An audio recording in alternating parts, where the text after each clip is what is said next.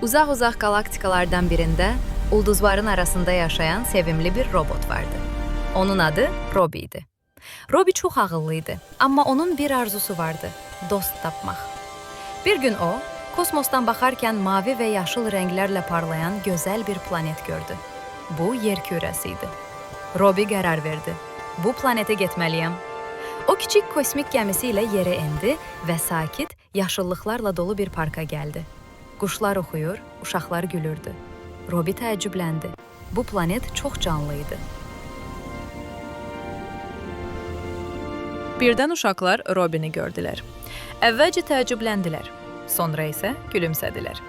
Robi biraz utancaq olsa da onlara yaxınlaşdı və ilk dəfə yer kürəsində özünü tək hiss etmədi. Uşaqlar Robi ilə oynadılar, güldülər və ona dostluğun nə olduğunu göstərdilər.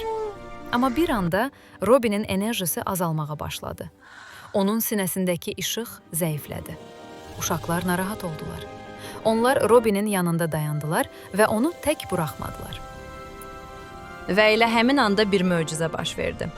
Robinin ürəyindəki işıq yenidən parlamağa başladı. Robi başa düşdü ki, yer kürəsində ən güclü enerji uşaqların saf ürəyi və dostluqdur.